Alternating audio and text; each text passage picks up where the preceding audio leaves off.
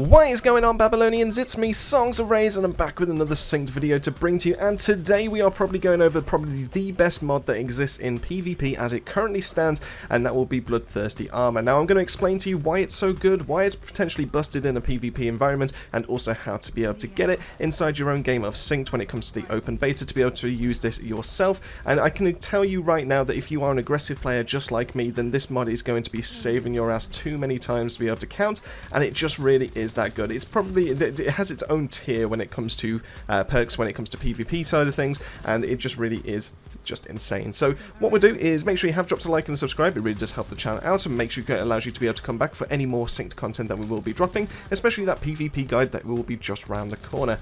So with all that out of the way, let's get right into it. Alright, so first and foremost, we need to cover what Bloodthirsty Armour does. Now, the reason why we need to do that is to be able to explain, and you can probably understand yourself why it's just that good. Now, this can be found in the PvP port, which is number 1, and you can see I've already got it equipped, and Bloodthirsty Armour right there, PvP mod, and knock down an enemy player to fully replenish your armour.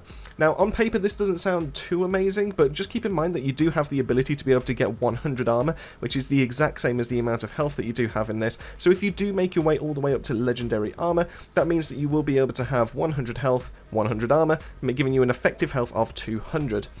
Now, what makes this so potentially busted is the fact that if you do go in a 1v1 kind of fight, you come out of it unscathed, or you lose your armour because it's really easy to be able to lose hold of that. Then what this mod will do, after you finish that fight, you now have an extra 100 effective health because you've reset up to 100 effective health, depending on the rarity of your armour, to be able to get yourself back into that next fight. And this mod alone allows you to, as long as you can keep your your wits about you, as long as you're able to control the fight, you can easily 1v3 just with this mod alone. Now, there are going to be some clips in the background that can show you how this kind of works, and I'm going to ask you to pay very close attention to the very bottom left of the screen to be able to show you how those armors instantly just stack up. This is not a gradual over time thing or anything like that. It is literally as soon as you get that kill, you knock them down, you get that 100 armor straight away, or like I said, up to 100 armor, but I highly recommend that you do get yourself a legendary armor pretty much as fast as you can when it comes to PvP. Now, there are a couple of other mods when it comes to this, when it comes to Port 1, that you probably would have swapped in and out, depending on the kind of build that you are planning to go on.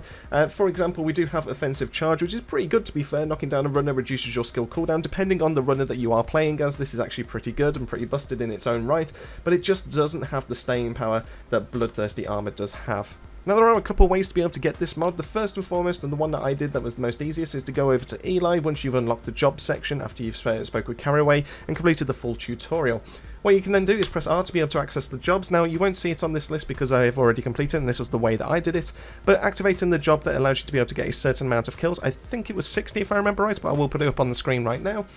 So what you can do instead is talk to Mel, and Mel will have the one for less duct tape, more bandages, and what this means is medkits used up to 60. As soon as you've used 60 medkits with this job active, that will also give you the Bloodthirsty Armour, and you can then equip it from there.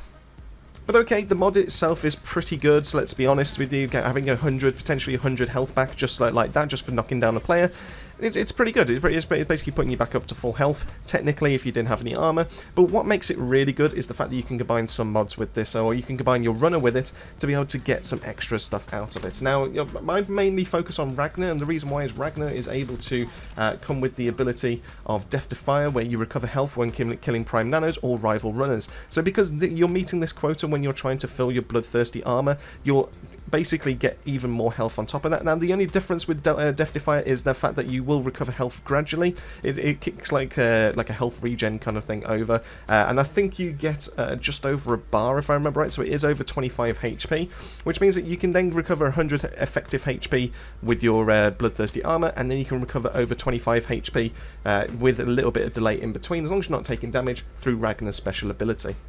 Now, this definitely would have been even more busted if it wasn't for the fact that PvP Port 1 also has another mod in there called a new suit. When you fully recover your armor, 10% of your maximum health is restored. If this mod was equipable in 2, 3, or 4, then having Bloodthirsty Armour means you're recovering 110% or 110 effective health, and then on top of that, Ragnar would then be able to recover even more as well. So that combo is it's a good thing that's been nipped in the bud, but granted that is only a 10% HP increase, but Bloodthirsty Armour is easily the better of the mods to be able to equip in slot 1, so you should always insta-lock that one.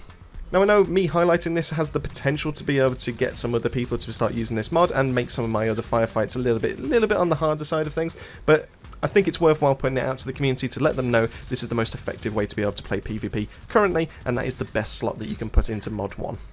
Anyway, thank you so much for watching the end of this video. Thank you so much for the Babylonian family, as always, for their continued support. It really does help the channel out. If you didn't already, make sure you have dropped a like and subscribe. It really lets you know to be able to come back, to be able to watch more synced content with ourselves. And with all that out of the way, that leaves me to say, keep yourself safe, keep yourselves well, and I'll see you all on our next video.